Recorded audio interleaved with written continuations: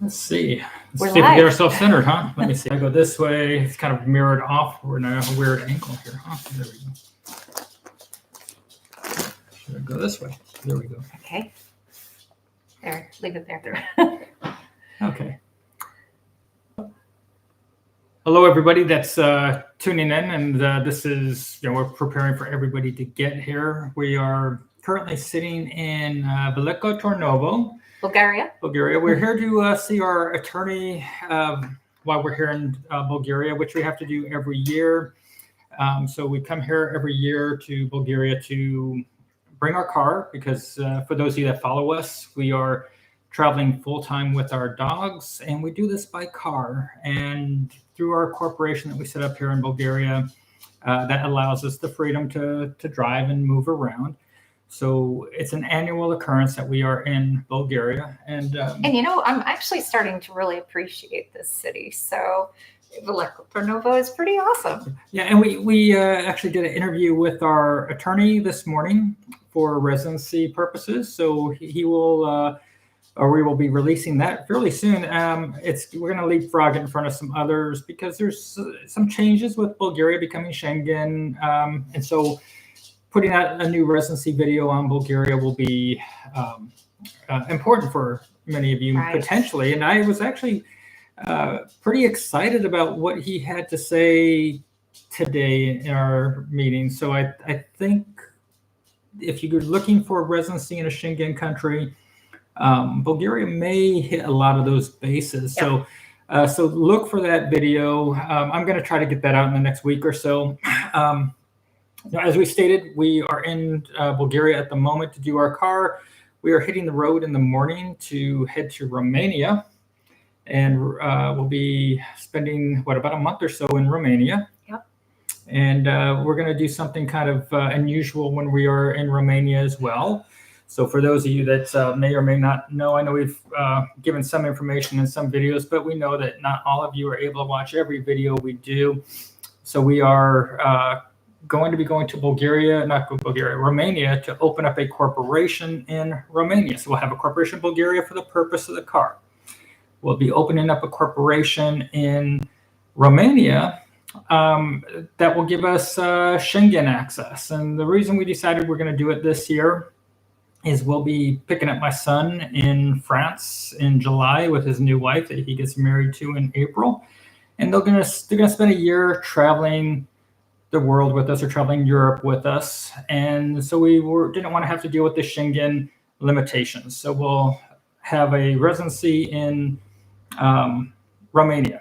And for those of you that may not know, currently Julie has residency as of just a few days ago in Montenegro, and I'm waiting for my residency card. We don't think we'll get the renewal on the residency for Montenegro because we're going to be traveling so much, and they have such a limitation on how much time you have to be there as a home ownership, because we did it through home ownership. Our attorney over there did it for us at basically pro bono on his dime, because we've helped bring so much business into him that he decided, hey, let's have you guys go through the residency process. Whether or not we get approved for our renewal or not, we'll see. We'll see. So technically, we'll start having to say, okay, we are traveling without residency anywhere, because it sounds like at this point we may have residency in Montenegro and residency in Romania this year. And, we haven't done a live stream in quite some time. Actually, our last one was Saranda, Albania, which anybody out there in Saranda, a great place to be. We've really enjoyed it. I'm going to step away for a second because, as you know, we travel with our dogs, and our big dog, Arya, is about to destroy our little dog's favorite toy. So I'm going to go take that away. So today we're going to discuss about real estate in Europe and what we think about it. What me personally, I want to buy everywhere. No, actually, okay, first off, if you're reading information about the housing market in Europe and they're relating it to euros, it has a whole different context than when you're reading it about dollars. Something I felt like we needed to talk a little bit about as we looked at the housing prices. as we looked at what prices might be here in Bulgaria, as prices are in Montenegro. And by the way, we just finished a Montenegro video on homes in Kalash, the ski town, that we'll be releasing tomorrow. The prices are getting better, even though it might look as though the prices in many of the markets in Europe, housing prices are going up in euros. Our dollar is really strong right now. And right now it's like 102.4. That means $1.02 will buy you a euro. It's nearly even. Yeah. And, if it's under 110, I feel like it's a good deal. I always tell people when they're going to go to Europe and they're going to look at living here, to budget themselves at a 120 to 125 exchange rate so that you have room for fluctuation. Because I'd say, look at the worst exchange rate that you have or have had in the last 5 years. And right now, with it being almost $1, going down to $1.02, maybe it will get to $1. I don't know. But this is a good time for buying real estate in Europe at this point. Anywhere that's going against the euro. I want to real quickly address what would it mean to property ownership if our residency is not renewed? It won't hurt us whatsoever. It is just a matter of, actually, if we don't get renewed, we literally could just reapply. It's certainly not a problem. Yeah. And hi, Vicky, and hi, Joan. Great to hear from both of you. Yeah, Julie's eyes are better than me. I'm going to let her read over there. It's on the other side of the screen. But yeah, so if we don't get automatically renewed, it's a reapply thing. You leave the country for a little while. So we decided, it's no skin off our chin if we don't get renewed, if we do the Montenegro residency. But it's nice to have the residency card. So this enabled us on this particular venture to stay about 98 days or 100 days. 101, I think. So we stayed 101 days in Montenegro our last day. I still, like I said, I still don't have a residency card for Montenegro. It's delayed. Julie got hers. I guess they like her better. She's better looking, for one thing. But yeah, so when we are looking at those properties, though, in Montenegro, for example, it almost looks like the prices are going down when we're doing the videos. But reality is they are going up in euros, but the dollar equivalent has been so strong lately that you're buying much more. So a home that recently was going to cost you $230,000 is going to now cost you like $210,000 or $205,000 because of the exchange rate. And so if you're sitting on the fence saying, hey, do I buy real estate in Montenegro, or do I buy real estate anywhere where it's pinned to the euro, whether it's Bulgaria, Italy, France, Germany, it's time to probably buy. It's been down to 98 cents to the euro one time, where you spend 98 cents to get a euro, but it doesn't stick around there very long. So we're trying to get it to under $1. I'd love to see it. I would love to see it, but this is a time where the dollar is strong. So it can very easily this time next year be $1.20 to buy a euro. And you just talked about something that we're really wanting to get into, which is Italy. A lot of people ask us, hey, should I buy a property in Italy? And I'm going to let Warren take this because he has a strong thought on Italy. Okay, so if you're going to buy in Italy, so this is research on this country, okay?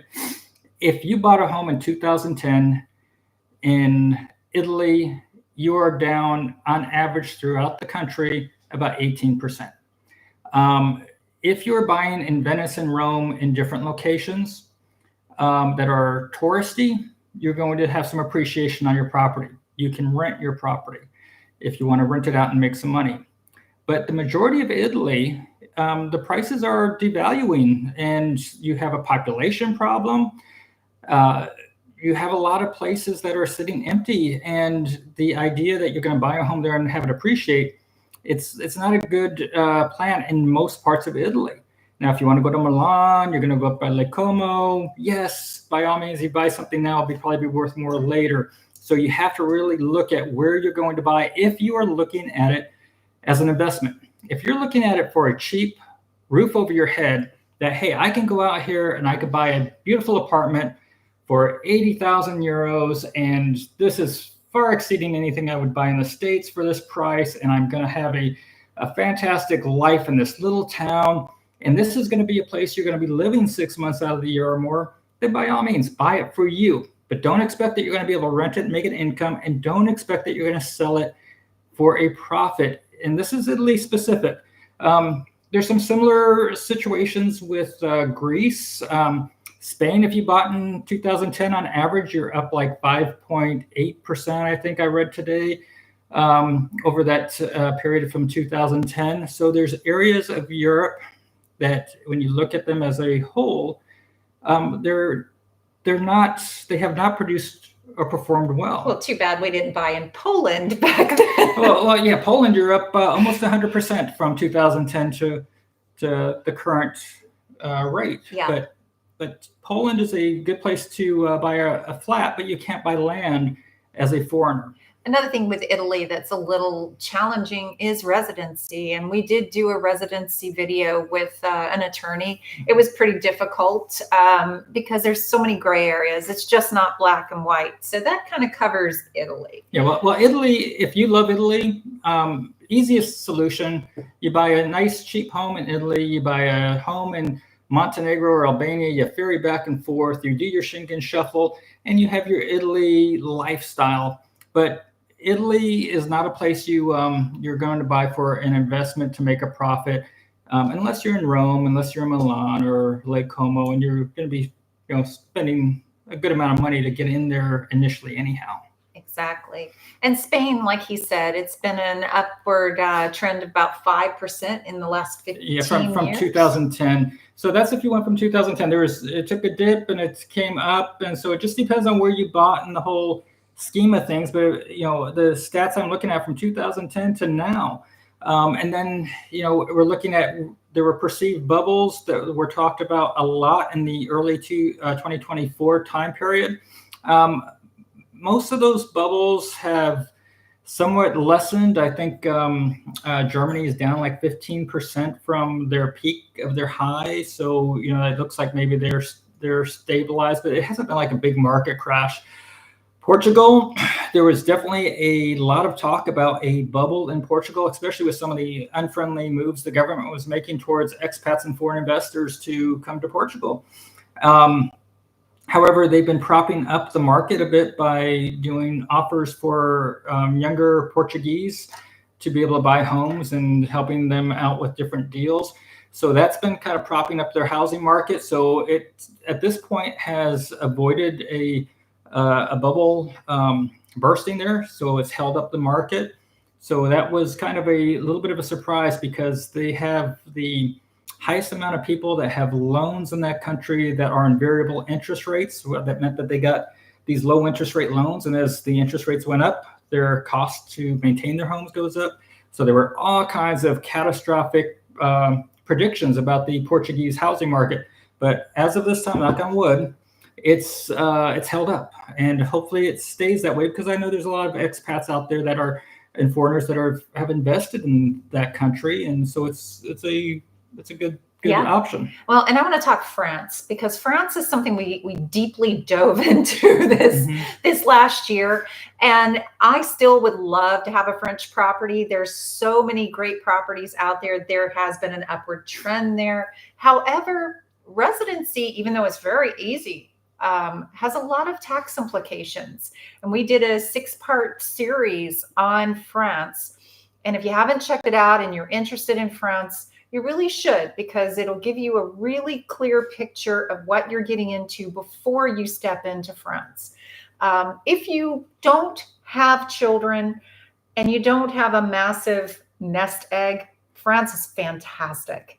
It is an easy visa, long stay visa. I mean, you can get permanent residency pretty quickly there, but your tax implications and your French inheritance laws and the inheritance with your children is extremely, extremely difficult.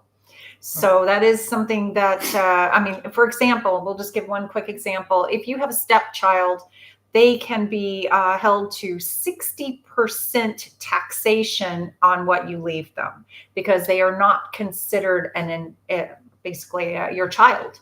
They're not a family member. They're just like if you gave it to your best friend. So that's just one quick example of how France can be a little bit more difficult. Yeah, and actually, I was very surprised, even though we've done Bulgaria residency videos, and we're looking at the price of some of the real estate as we've been here for the last few days.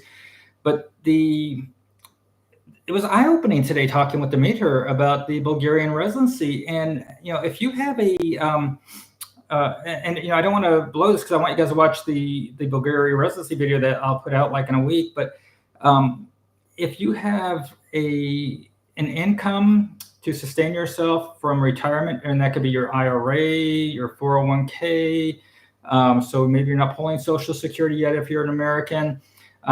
Even if you have a VA disability benefit from the Veterans Administration, showing that you have an income, you can apply here as a pensioner and get residency in Bulgaria. And it's so cheap. I'm looking at some of these prices on real estate, and it's 30,000, 40,000, 60,000 euros for a place.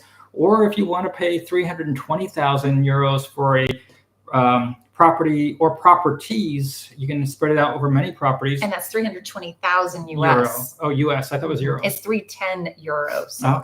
Okay. So 320,000 US right now. And as we mentioned, the dollar is just kicking ass right now. So you have almost every place where we're looking at potentials for residency, the prices have gone down because the dollar has gotten stronger. So you buy multiple properties that are worth 310,000 euros combined. So maybe you buy a place for 100,000 for yourself, and you buy 6 other apartments for investments and for rental income or whatever. You can get residency in Bulgaria with that. So, and you've got the seaside here, you got the mountains here, you've got the city of Sofia, you got the Lake of Tarnova. So maybe you buy yourself 3 different homes, but you can Schengen shuffle out of here now. They're part of Schengen. So if you wanted to live here for whatever amount of time you wanted, and then spend 90 days in each Schengen country, not the whole Schengen zone. Like when you were doing the Schengen shuffle, we leave the zone for 90 days.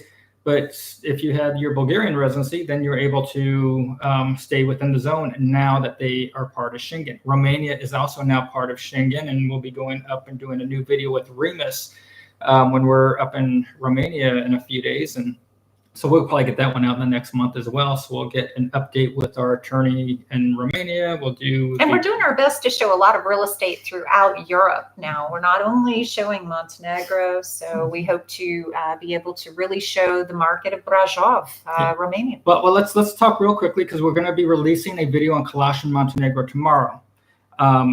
Good properties there. And for those of you that don't know, Montenegro is invested heavily into their new ski season in their mountain area. They're building a ski resort that, when all is said and done, will have 250 kilometers of ski slopes.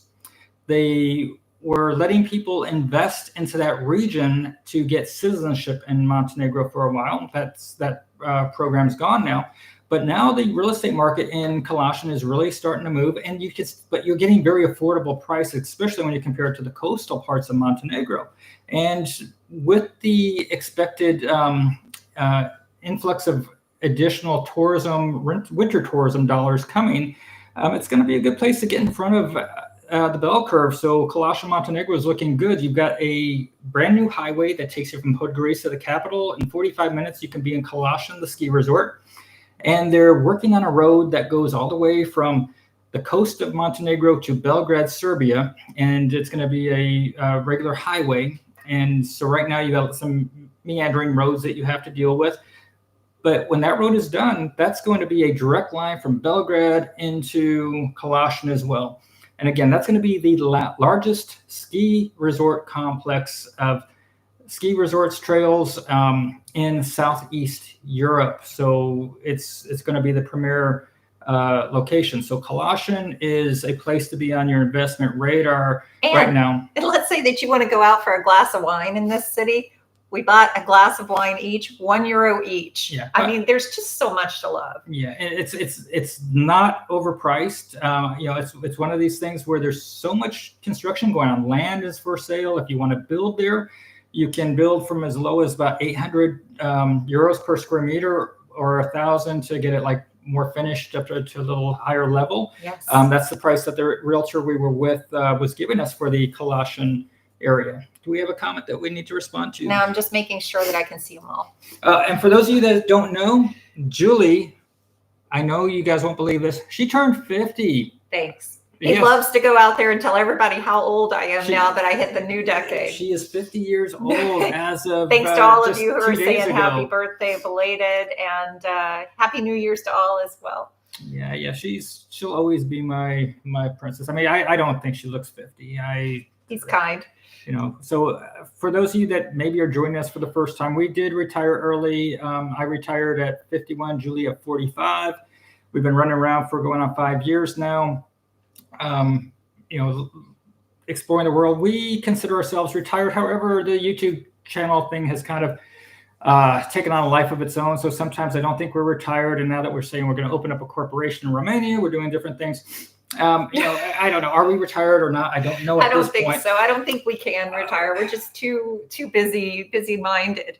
Yeah. So let's talk about, we've talked about Greece very minimally. I want to say about Greece, if you don't already know, your investment used to be 250,000 euro, and that would buy you your residency. Actually, I'm sorry, that would buy you a golden visa.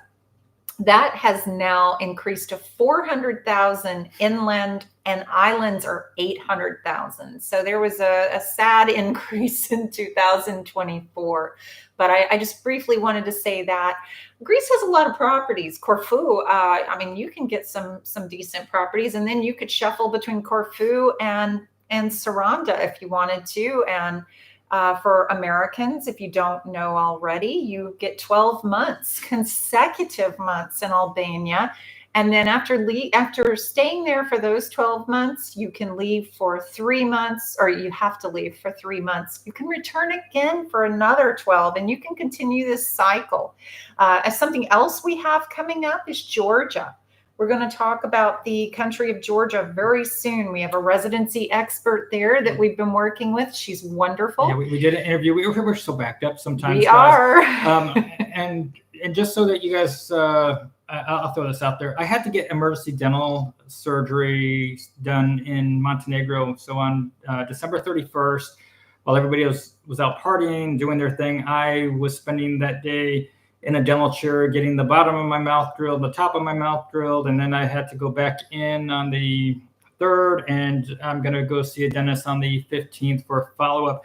But so far, I'm 30 euros into this, and I had an X-ray. The dentist took care of me there in Montenegro, and but yeah, 30 euros, not counting the antibiotics, which I know some of you guys are going to say, oh no, antibiotics, I had to take them, and I know the gut health thing I don't want to do antibiotics, but 30 euros of dental treatment, it's pretty darn good. But the thing is, they had to, and this was on December 31st. They had to go in first. They drilled into a upper part. I told them my bottom part was in more pain, but he wanted to work on the upper part. He perceived that as the worst area, and I went home to our place in Montenegro, and my face was swelling up, so I had to run back into the dentist, and then they worked on the bottom, did some drilling, and it was painful. And he said because I had so much pain, he didn't want to charge me for the second visit. So I got charged 30 euros for the first, got the freebie on the second, and then he gave me information to take to the next dentist after I saw him on the 3rd. So 3 visits, 30 euros total, and instructions to go to my Romania dentist because I had to wait 15 days for one thing to be done, another 30 days for the next thing to be done. So, for the cost of living and different things, just so you know, the dental emergency I had, very painful, a lot going on. I don't know what they would have charged in the United States, but I'm sure it was more than 30 euros. So I want to talk briefly about Turkey, because a lot of people have been asking us. We were very pro Turkey, very, very pro. We loved it. And we still do love the country. Don't get us wrong. The people are good. Do we feel like it's a good investment at this point? I got to tell you, no. There's a lot more people that seem to be trying to sell because there are so many new laws, so many new things. Of course, there's also conflict in different regions near there. And so at this point in time, Turkey would not be on our radar of saying, and I wouldn't even ask him at this point to say, can I buy a house? Yeah, but however, we would go visit, and we would go there and spend 60, 90 days, and we wouldn't think twice about it.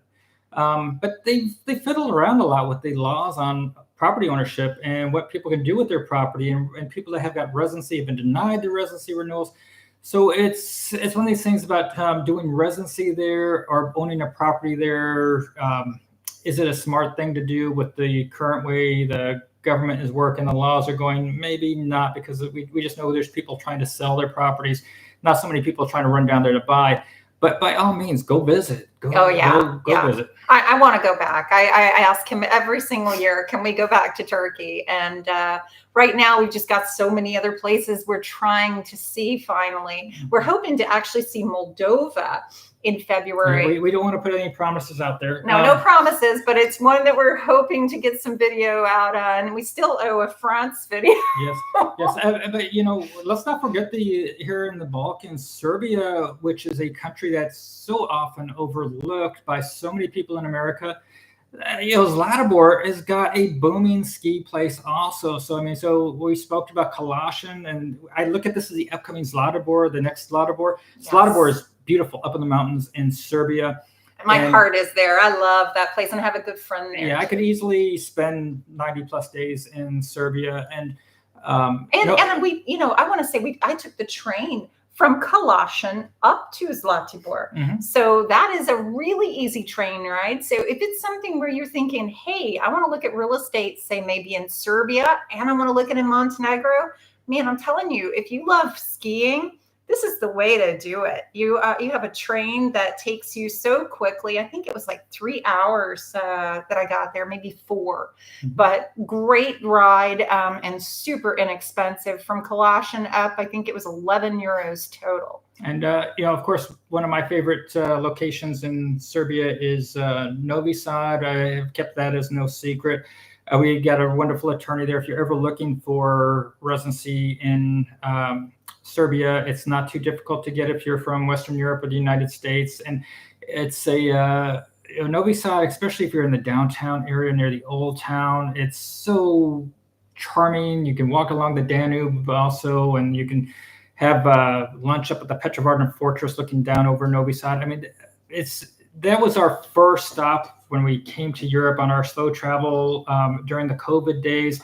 And it didn't disappoint. It was such a charming experience that I'll never forget that. And the guys, when I did the exploration of the Petrovaradin Fortress, if you haven't seen this video, this group of guys took me down into these tunnels, showed me around, and I explored like 16 or 12 kilometers. I forget how many of these tunnels that most people never see. And these are the guys that map the tunnels. And I just felt embraced by those folks. So I'd say this because we watch TV on occasion as we travel, and some people are just so misrepresented on TV shows, whether it's the Serbians, the Albanians. We just put it on our Facebook group because I'm watching this show right as we're about to leave. I'm forgetting Serbia. We're about to leave Serbia, and I'm watching an FBI show of some sort on U.S. television. And they are talking about an area in Bulgaria and an area in Albania. And the way that they were talking about it in such a derogatory manner, we're like going, really? Why? Why? These Hollywood guys, they never even leave the country before they start trying to write their scripts. They need to actually visit these countries because they're so worth the time. And it's a beautiful place to be. And the Balkans offers so much. I'm going to give an example of my beautiful birthday lunch. I had this wonderful grilled trout and vegetables. She had 2 birthday lunches. I did.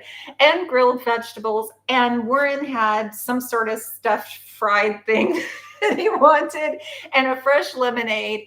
And all of this combined at a very high-end restaurant was like $28. In Bilecko Trnovo. Yeah, so I took her out for 2 very nice lunches. One had this cake that she keeps trying to go back for the last couple of days, and they don't have it anymore. But We had 2 high-end lunches and high-end restaurants, and combined they came to $60. So if you're tuning in after we've already kind of talked in the beginning, let me just go back and say something really quickly. The dollar, if you're an American, is doing fantastic against all Euro countries. And now Romania, Bulgaria, and Serbia are not Euro countries yet, but they are pegged to the Euro. So even these countries, you're getting a fantastic exchange rate to the dollar. And I normally will tell everybody, if you're going to move abroad, budget yourself at the worst exchange rate if you're on the dollar to the Euro, and budget yourself around $1.20 to $1.25 for a euro. And right now it's like $1.02.5. It's really low. It's really at a level that is not often seen, but maybe once every 2 years, maybe it will dip down to this level over there. Oh, it did it like in 2022, and now it's doing it here. But historically, you should be expecting it to be over $1.10. Yeah. It should be, maybe $1.15.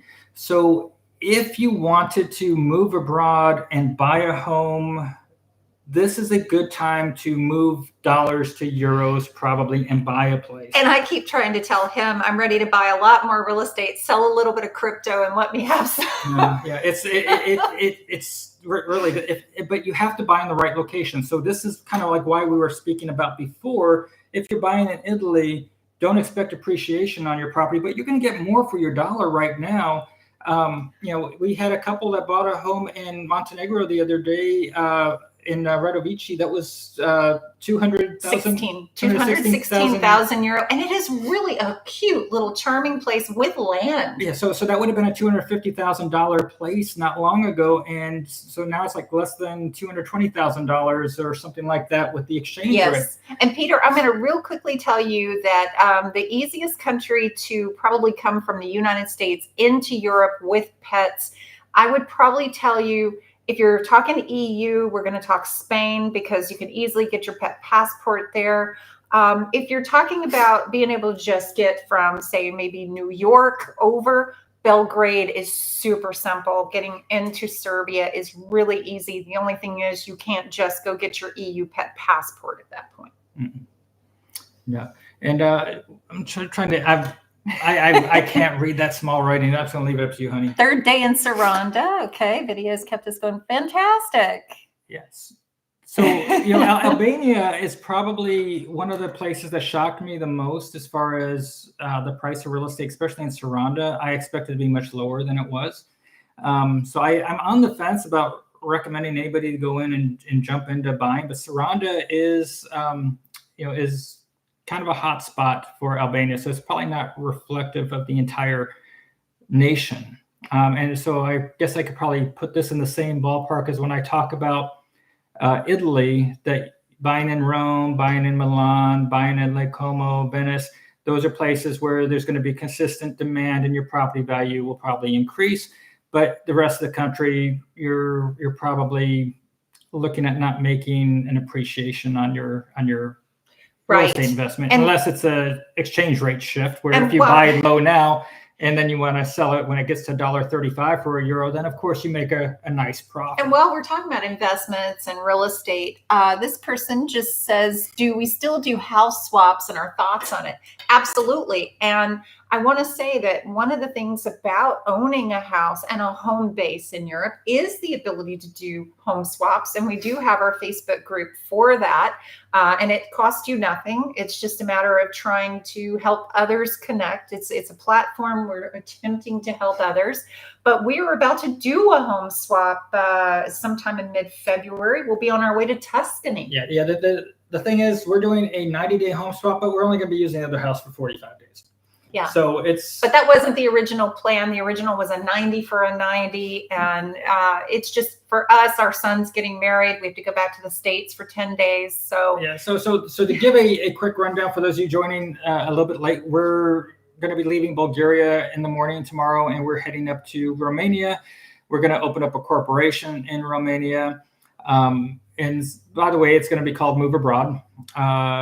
And it's a Romania corporation. And we are doing this for the purpose of getting Schengen residency, at least for this year, I should say, because my son, when he gets married, he and his wife are going to join us in July and spend a year with us traveling. And we are going to put him on our Romania corporation. We'll pay for his salary, taxes, etc., so that he can travel abroad with us and we can do the Schengen zone without the same restrictions of having to do the straight up shuffle. So it's going to be an expensive year for us. And not only are we going to be traveling with our 2 dogs, but they're bringing their dog. So it'll be 4 adults, 3 dogs doing a travel around Europe. So we're doing some things a little bit different, but we're on our way to Italy that after Romania for this house swap that initially was going to be a 90-day house swap in Tuscany. But we, once we had this development with my son, we decided, okay, we'll take care of a month in Romania so that we can be around for all the legal aspects for it, get our residency cards before we move This on. person just says, which towns in Montenegro still offer the best for real estate investment home base? We're going to tell you, Colossian. Well, okay. Colossian is fantastic as far as if you're trying to go low. Yeah, for dollar for future investment. Okay. Colossian is going to be great for the ski season. There's so much going on there that it's fantastic. It really comes down to lifestyle choice if you want to spend time in your location. It's good for the summer. It's going to be cooler. It's sitting up there at about 7,000 feet elevation, I believe. It's roughly 2,000. I'm sorry. The top of the ski slope is 2,000. Yeah. So maybe it's about 1,600 meters high. So maybe it's about 5,000 feet high approximately or something. I don't have the calculator in front of me. But it's going to be cooler up there in the summer. You got the pine trees. It's a pretty place. But if you want up the coast, if you want to be in the beach area, then your area around the Kotor Bay is going to be great. You have the Budva Riviera. Budva seems to have a lot of transients where, you'll have a lot of people coming in for a short holiday and they'll pay a lot per night. Mm-hmm. So, well, and when we first came to Montenegro in 2016, back when we bought our first place before we ever retired, the cities would shut down for the winter. But now at this point in time, a lot of stuff still is in Budva is shut down for the winter in some of these towns. But more things are open than they used to be. Kotor area is a year-round city in Kotor Bay, and you have things that are always open there. Some restaurants are always open. There are some that shut down for the season. Yeah. Then you have, over in Tivat, it's year-round now. I think everything stays open year-round in the Tivat area now. And Herceg-Novi, you still have a lot of stuff that shuts down along the promenade there. But we're seeing this development that these cities are now becoming more of a year-round place to live, that things are not shutting down to the extent that they once were. So if you were here 4 years ago, before, like in 2019, before COVID, things were very much asleep in the winter months, but it's not quite the same sleepiness. Right. And there are always villages if you're looking for lower cost properties as well. You're not probably going to be able to rent them out as as much money per night. But now somebody asked a really interesting question, because this is something that's up and coming, and that's Vlora, Albania. And the Vlora airport is coming.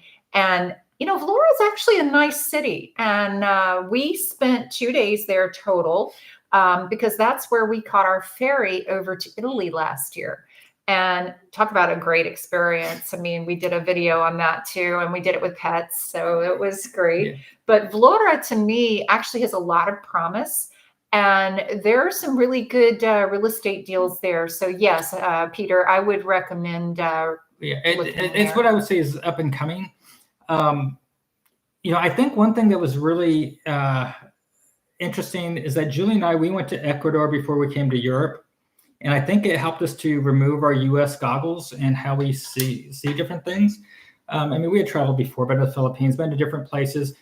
But I don't think we see some of the imperfections quite the same way maybe some Americans are coming in. If you've just coming out of your homes in Salt Lake City, Utah, your Seattle, Washington. Think about our son when he arrived in Istanbul, Turkey. It was like, oh, where am I? Yeah, I mean, we don't see these imperfections anymore because we just see the lifestyle. We see things differently when we're living in a place like we're in right now. We're in a very nice apartment in a building that's surrounding a really nice park. But if you really look closely at the buildings around the park, a lot of them are old communist era buildings, and they're not the most attractive buildings. But the apartment we're in is very nice and feels very comfortable. Yep.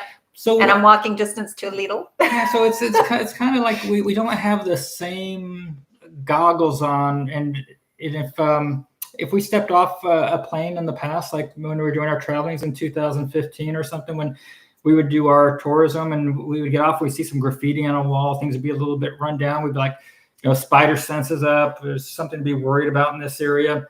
It's just another neighborhood here, and we feel safe pretty much everywhere, even if there is a little graffiti on the wall. And somebody's asking, what are our favorite towns in Montenegro? We're beginning to really appreciate Luštica Peninsula, where we live. And so there are lots of beautiful little parts from Krašići to Bogašići to all over. Of course, if you've got millions, Luštica Bay is a good place. But Tivat is got some areas around it that are nice, but really anything along the Kotor Bay area, there's so many special places for us. Risan is up and coming. Yes. Luta is a beautiful little area, but there's not much available there if you're looking real estate. Herceg-Novi, if you want to be near the Croatian border, I want to say something. If you go from the Dubrovnik airport and you drive through Herceg-Novi, I don't know how many people have driven through Herceg-Novi on that road and going to Kotor and say, Herceg-Novi is ugly. If you're just on that road from Dubrovnik and taking it to Kotor and you never get to their coastline, it's ugly. That is an ugly drive through Herceg-Novi. But if you get down to that promenade, it's a sweet promenade. It's like 8 kilometers long. You can bike along at little shops, restaurants, and the old town of Herceg-Novi is really nice. It's very charming. But yeah, so it's all about getting off the road. And we had some folks that were driving around Europe that we bumped into that were basically stuck in their car due to some disabilities. And they were driving around, but they weren't able to get out and see the walking areas, and they weren't able to get out and see things. So the whole perspective of if you're stuck in a car and you don't get to get out and walk and go to some of the areas that basically need to do on foot, you just miss it. And driving through some place that could be so beautiful, you just don't get it from the road. Right. And is there something else going on there? Let's see.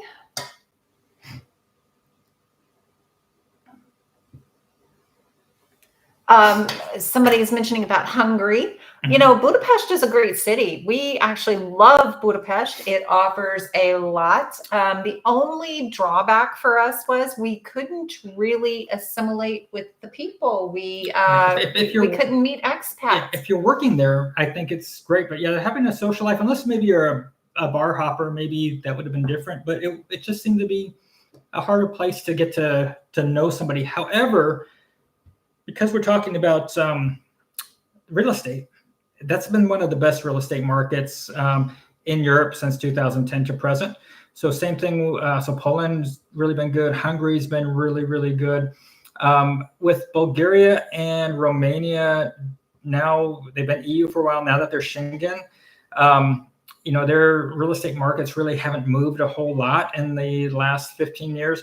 I don't know if it's going to be a catalyst to make it start booming, but you can get cheap places here and residency here very easily in these countries, and I would say it's not going to go down. And if you're buying currently with this dollar exchange, if you're coming from U.S. dollars, all you have to do is wait for the euro to get strong again and sell when it's up there at $1.25 for the euro, and you bought it at $1.25 for the euro. The only reason we haven't bought in Poland, for example, because there's no way I'd let him get away with that.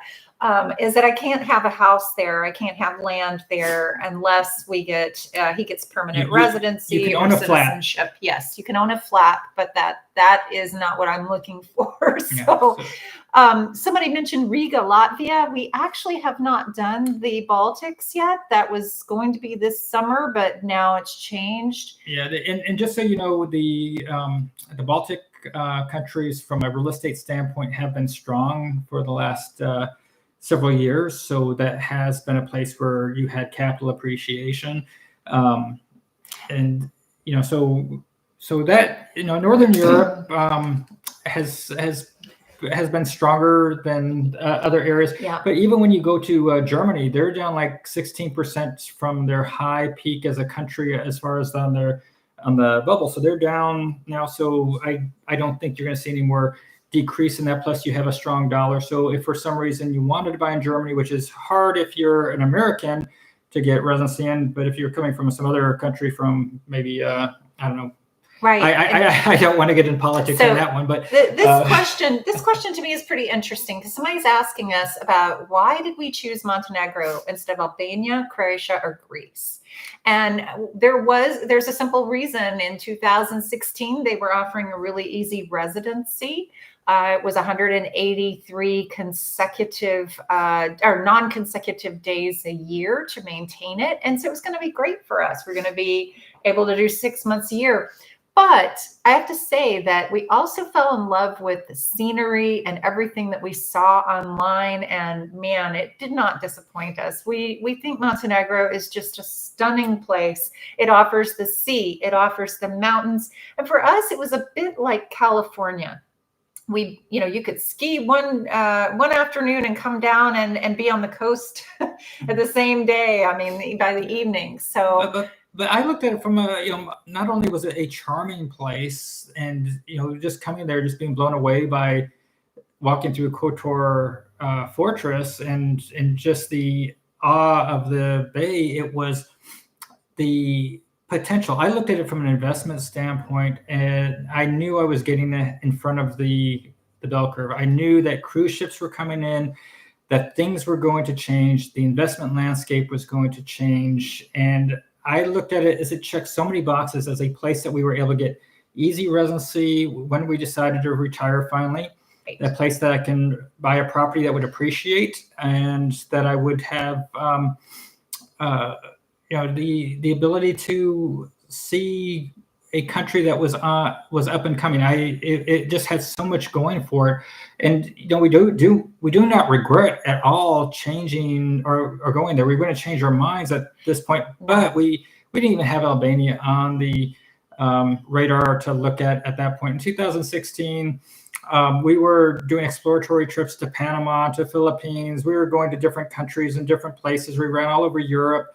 And just Montenegro seemed to check all the boxes. And believe it or not, we weren't even looking at YouTube to get advice on things back then. We didn't even think about, hey, let's go get on YouTube. But to us, it was just people with homemade videos. We didn't know. Yeah, I had no idea about YouTube.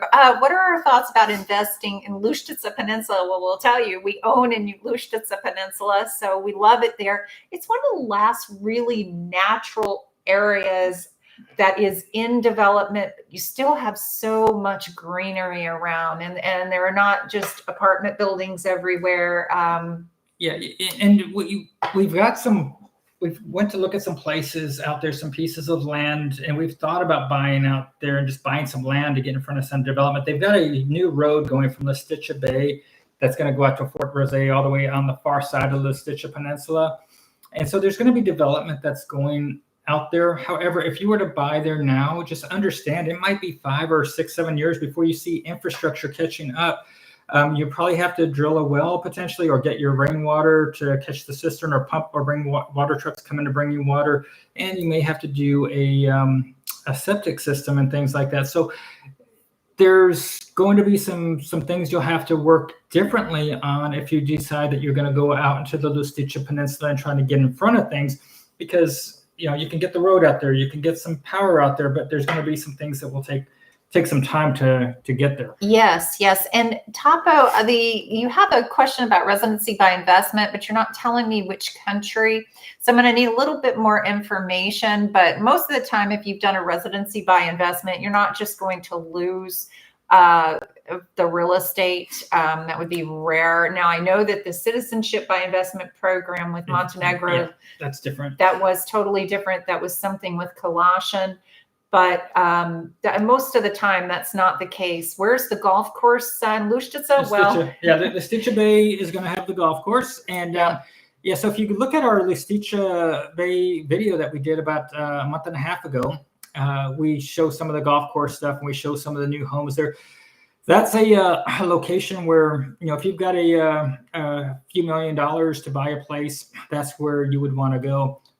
Beautiful, beautiful community that they're building. Now, Topo just said it was Montenegro. Now, the thing is that you are not doing a citizenship by investment any longer. If you buy a house, doesn't matter the value, just as long as it's not land or a ruin, you qualify for home residency by ownership. Mm-hmm. And so there's no issue there. You're not going to lose your house if your residency were to go away. And as far as, can we mention any websites that might have up-to-date information on real estate in Montenegro? No. Yeah. So if you want to be put in contact with any of our realtors, you can send us an email at warrenjulietravel@gmail.com. And also don't forget to look at our website, warrenjulietravel.com. And something that we disclosed just 2 weeks ago. Well, I want to say before that, the reason that we're going to say no to this is almost all of them have out-of-date listings. It's very frustrating. So we highly recommend you get in touch with us, and we'll get you in touch with the right people. Yeah. And just as an FYI, we disclosed this a couple weeks ago that Julie and I, after spending years of not monetizing relationships with residency experts, with realtors, and just giving of our time, have decided that, in 2025, we're monetizing everything. And so for our realtor contacts, we want you to please come to us when we're doing these realtor videos. We decided that, we spend a lot of time doing a lot, giving a lot to everybody, but we've done hundreds and hundreds of phone calls with people that have never resulted in any kind of money for us. But also, our realtors, we think, are some of the very best. We're using them before we had a monetary agreement, but we had still basically some of our residency experts said, Warren and Julie, basically we've got a lot of business from you guys, from coming to sign up to do residency or to do different things, whether it's for any legal needs. We had our Serbian and our Romanian attorneys almost simultaneously. They don't even know each other, but I think they were maybe like a week and a half apart, come to us and demand to pay us year and say, we want to give you something. And so we monetize those relationships, and we've worked to monetize the rest of our relationships so that, there's a small percentage of something coming back to us for our efforts. Of course, I do international medical insurance, which pays us far more than I get paid from our YouTube videos. And so if you're going abroad, international medical insurance, I hope that you're going to reach out to me on that so that I can help you out. And but it's, I'm a licensed agent from the United States. And so I never thought I was going to use my license again when I moved abroad. And lo and behold, I'm doing something I didn't know I would ever be doing. And he's become hardworking on it too. So we've ended up becoming very hardworking retired people. And so like I said, I don't know if we call ourselves retired anymore because it keeps us busy. We're doing so much investigation, boots on the ground type of stuff, running around, looking at things, looking at property, trying to share information with people and information with you guys, that it's we just figure it's time that we start looking at how do we actually monetize the other facets of our life. Let's briefly talk Slovenia, because we did over a month in Slovenia this year, and real estate there is pretty pricey. Mm-hmm. You can get into the villages less expensively, and it offers a great quality of life in Slovenia. We visited a place called Škofja Loka, which was actually a really lovely little medieval town, and lunch there was 25-30% less than Ljubljana. So the one thing about Slovenia, you don't want to get residency there. It's very expensive, and you're going to give up a lot in taxes.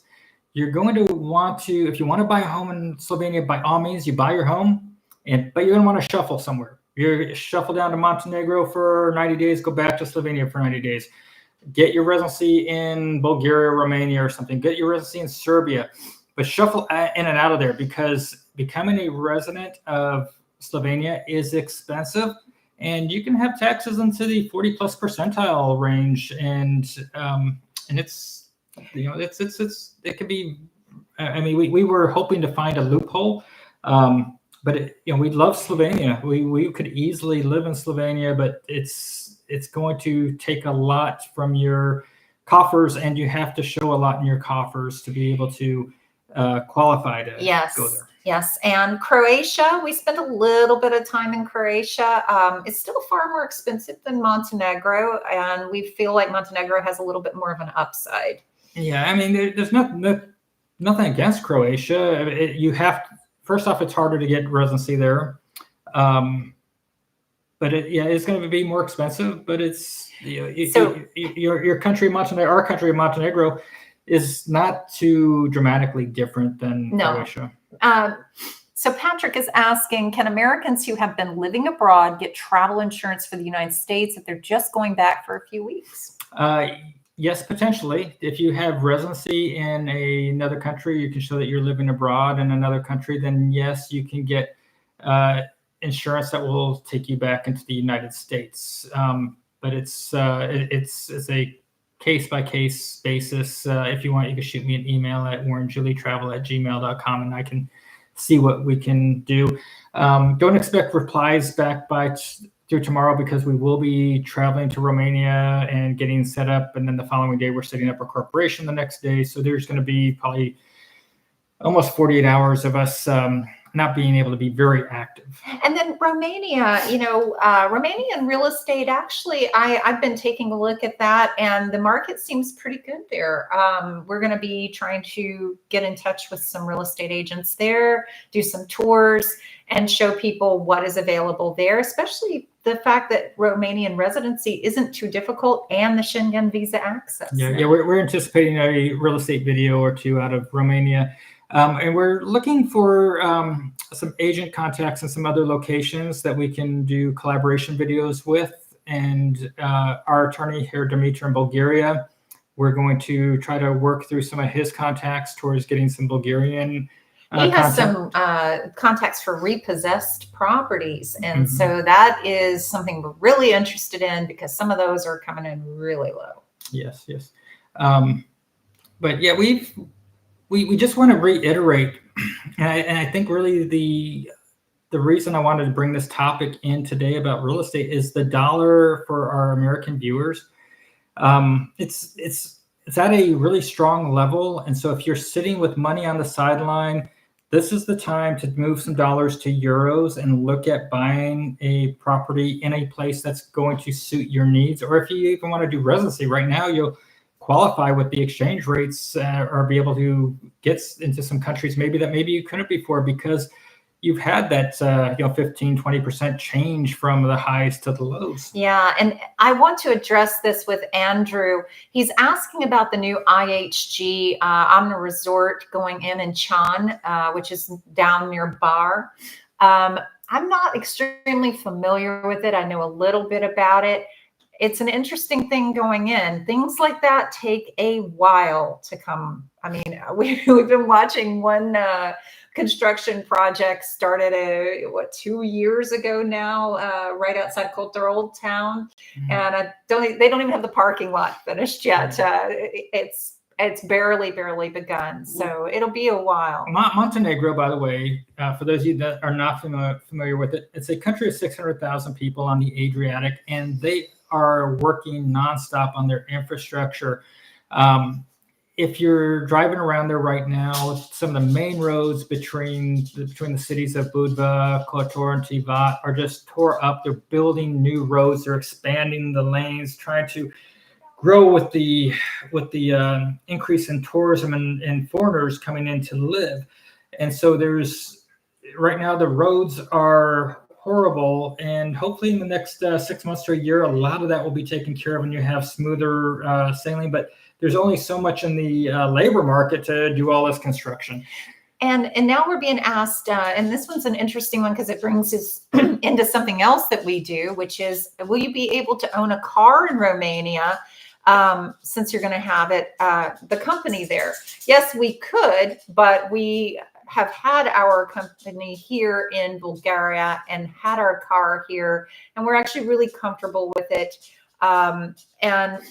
Yeah, so we're kind of deciding to stay status quo. For now, yes. If you get residency somewhere, you can have a car registered in the country that you have residency in.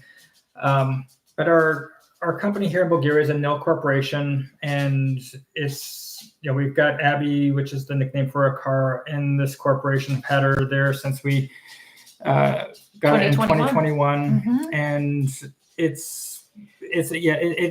with it being right here next to Romania, it's not that big of a deal for us to just go back and forth. And from a standpoint of doing a car without a residency somewhere, either doing it through Bulgaria or doing it through Germany, our other option is going to be your best options.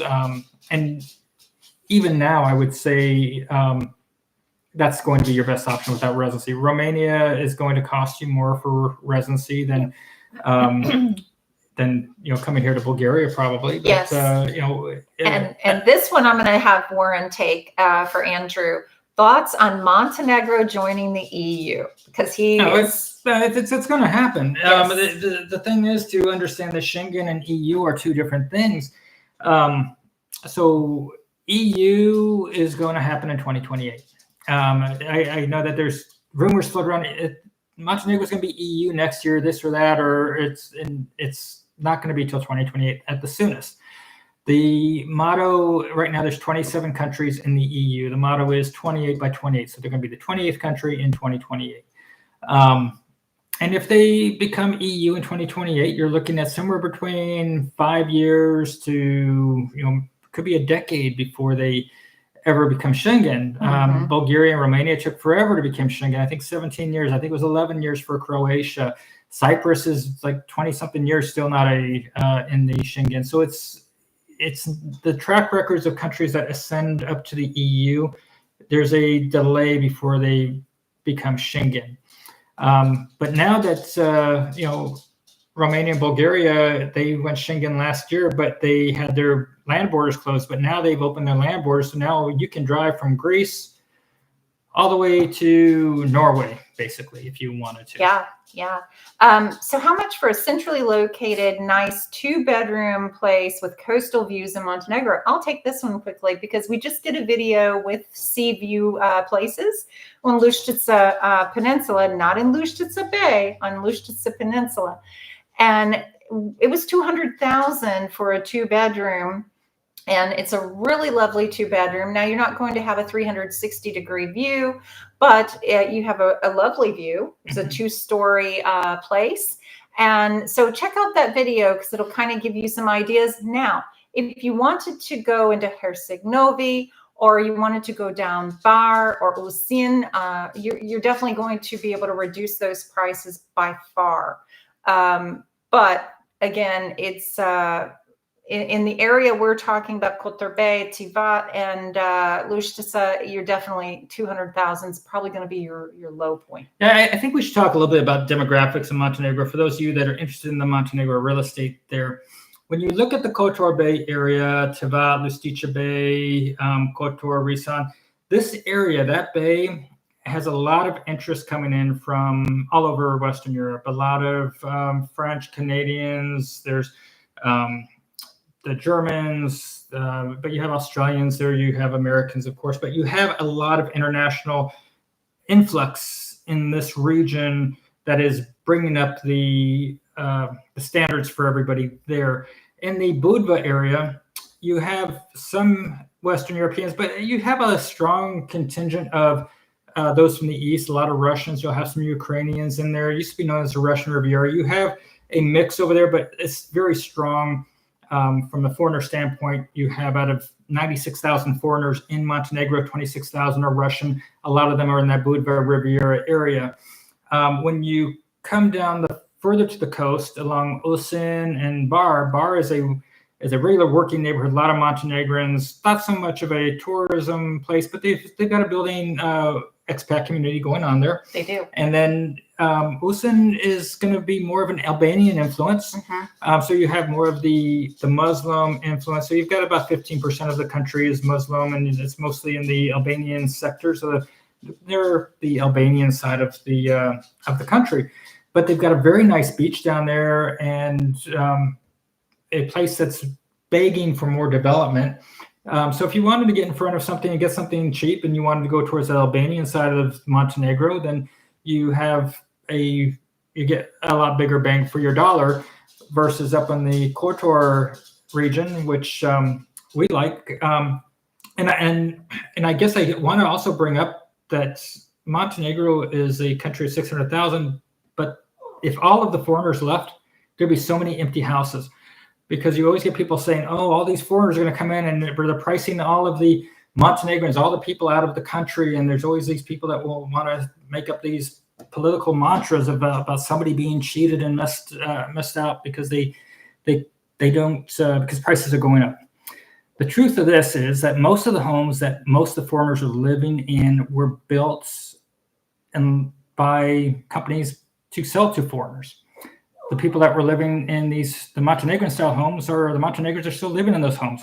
The stone homes that are ancient homes that were ruins are being rebuilt by foreigners and bringing the buildings back up. The taxes from the foreigners are building schools, and they're building roads, and they're providing means of employment that keeps the local Montenegrin kids living in Montenegro instead of leaving. And so the overall impact of foreigners in Montenegro is a positive. Nobody is taking homes away from the locals. The locals are living in the homes that locals lived in, but they also have the ability to increase their quality of life. And the locals are doing a lot of Airbnbs. So this is not like the Americans have come in and bought all these homes and Airbnb-ing everything and pricing people out. It's not that way in Montenegro. I want to move on and say, do we want them to join the EU? Do we want Montenegro to join the EU? From a standpoint of, if you're invested in Montenegro, it's going to be good for your investment. It means more rules, more hurdles, less wild west stuff. There's people that like the EU. There's people that don't like the EU. Montenegro is part of NATO. Some people don't like NATO. Some people like NATO. It's a flip of the coin. I think most Montenegrins are very supportive of joining the EU. However, I think they will follow Bulgarians' example in EU, as far as Bulgarians don't like to follow rules. So I don't know how much the Montenegrins will fall in line, all of lockstep with what EU tells them at different right points. And Tapo is asking again, would importing my car from Australia, being right-hand drive, be a problem importing it into Montenegro? No, not the right-hand drive portion, but I will say make sure you know all of the cost involved in importing the car, because that can be pretty pricey. There probably will be some import taxation, so just know ahead of time. We can get you in touch with our residency expert who can help on that. The thing is, with a right-hand drive vehicle, understand it's much harder as far as passing on these roads when you are on the other side and you have a slow truck in front of you, and these roads can be quite skinny. If you want to bring a right-hand car to Montenegro, by all means, if you've got a good reason for it, but otherwise I would recommend you probably look at getting something that's a left-hand vehicle. It's just easier to drive and navigate.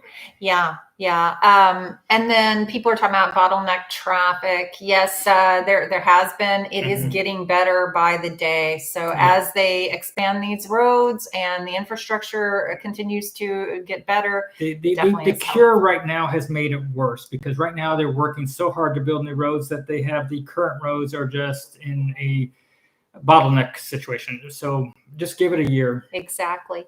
And I think that's about it for us, right? Yeah. I think we covered everything we can think to. Just remember, the dollar's strong. If you're going to invest in Europe, do it while you have this $1 to exchange rate for a euro. if you're waiting till it's $1.18 or $1.20, things are going to go way up in price. So part of the reason for the real estate video today was to highlight that if you've got money sitting on the sidelines and you wanted to buy in Europe, this is probably a time to try to move while you can. We do have connections for people that do need to move money abroad to buy a home that will save you a lot of money, like that we didn't know about when we were buying a house that Yes. Chase Bank wanted to charge us like almost 6% in exchange rate fees. And then by the time the dollars got over to Europe, to change them to euros are going to cost more if we did it over here. So we could have either changed the dollars to euros in the States, which would have been the most expensive way. Changing dollars to euros in Europe was the next rate. But then we have this other company that we found as a go-between from our friend from Great Britain that bought a home. And so we'll be glad to share that information with you at warrenjulietravel@gmail.com. And just let us know you're going to be sending money. We'll send you to this guy, Jack, and he works with that company that transfers billions of dollars. It's outstanding. And it will get you basically a exchange rate that's, 1% or something different than the Andrew's saying best way to contact us. So let's say warrenjulietravel@gmail.com. You email us, we can go ahead and let you know our WhatsApp information, and we can be in touch that way, or we can continue email, or you can get in touch with us on Facebook at Expat Slow Travel Nomad Network. Yeah, we made a longer name just to confuse Julie. But yeah, so we have our Facebook group. It's got like 5,200 people in there right now. We also have a small house swap group on Facebook, so check that one out too. But we just want to try to encourage you guys, if you're looking for a time to invest, this is probably a really good time. So that's just kind of putting the flares in the ear, because when it goes to $1.10 or $1.15 or $1.20 to the euro, it's. And if you're on the fence about should I move abroad, I got to tell you, it's a beautiful life. And if you can afford to do it, if life feels like it's time to do this, you should. Seize the day, carpe diem. Yes. Yeah. So thank you for joining this evening or this morning, wherever you guys are at the moment. And we're going to shut down here and start packing up our stuff so we can move out in the morning and head to Romania. In the middle of the snow. Yeah, so until next time, have a great day, everybody. Bye-bye. Ciao. And